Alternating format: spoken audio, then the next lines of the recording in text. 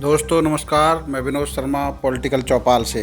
आज आपको हम बता रहे हैं प्रधानमंत्री नरेंद्र मोदी ने लाल किले की प्राचीर से देश की जनता के लिए क्या खास बात कही।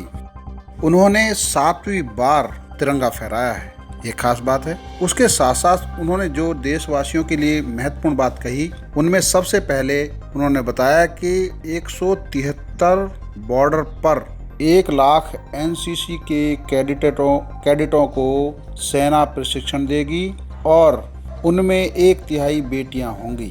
गांव विकास को डिजिटल इंडिया से जोड़ने के लिए उन्होंने बताया कि 2014 से पहले देश की सिर्फ 5 दर्जन पंचायतें ऑप्टिकल फाइबर से जुड़ी हुई थी। बीते 5 साल में यह बढ़कर 1.5 लाख ग्राम पंचायत तक पहुंच गया है। उन्होंने लक्ष्य दिया कि आने वाले 1000 दिन में देश के सभी 6 लाख गांवों को ऑप्टिकल फाइबर से जोड़ा जाएगा। कोरोना को लेकर लोगों की जिज्ञासा को शांत करते हुए प्रधानमंत्री ने कहा कि देश में इस समय कोरोना की 3 वैक्सीन टेस्टिंग प्रक्रिया से गुजर रही हैं और जल्दी ही देशवासियों को इनकी सफलता की सौगात मिलने वाली है। उन्होंने एक और महत्वपूर्ण जानकारी दी कि अब नेशनल डिजिटल हेल्थ मिशन शुरू किया जा रहा है, जिसमें हर नागरिक को हेल्थ आईडी मिलेगी। इस हेल्थ आईडी के जरिए हर टेस्ट, हर बीमारी का डाटा रिकॉर्ड में दर्ज होगा। यदि कोई भी मरीज किसी भी डॉक्टर के पास जाता है तो वह हेल्थ आईडी के जरिए उसकी पुरानी सभी टेस्ट, बीमारी और जो दवा उन्होंने ली है उसकी जानकारी उसके जरिए प्राप्त कर सकेगा। उन्होंने कहा कि भारत को अब आत्मनिर्भर बनाने के लिए सब कुछ नागरिकों पर भरोसा है और अब कच्चा माल बाहर न जाकर उसका इस्तेमाल भारत में ही होगा। मेक इन इंडिया के साथ साथ हमें अब मेक फॉर वर्ल्ड पर ध्यान देना होगा, क्योंकि जो वस्तुएं अब तक कच्चे माल के रूप में विदेश जाती थी और तैयार माल होकर वापस भारत आता था, अब उसकी बजाय कच्चे माल को तैयार माल की तकनीक में बदलने का काम देश के विभिन्न हिस्सों में होगा और इसके लिए बड़ी संख्या में एफडीआई भारत में अपनी इंडस्ट्री लगा रही हैं।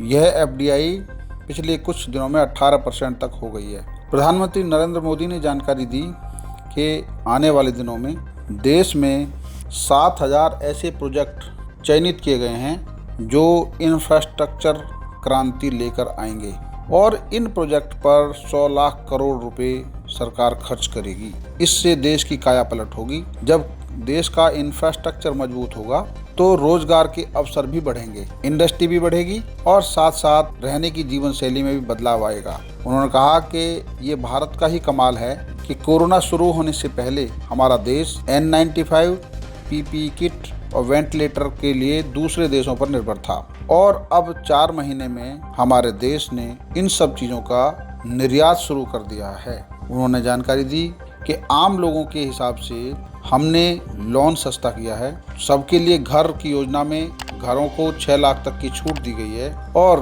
पहली बार ऐसा होगा कि किसान को अपनी फसल किसी भी जगह बेचने की छूट होगी। यह एक बहुत बड़ी उपलब्धि है। अभी तक किसान अपनी मर्जी से न बेच सकता था, न अपनी मर्जी से दाम तय कर पाता था और यह सब भारत के आगे बढ़ने का संकेत है।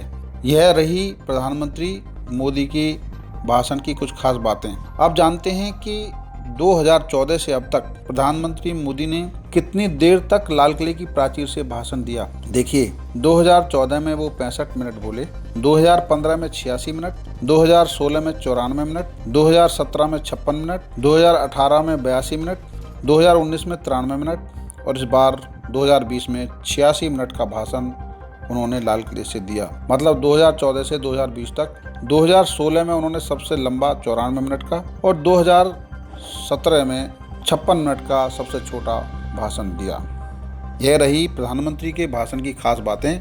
देखते रहिए पॉलिटिकल चौपाल। धन्यवाद।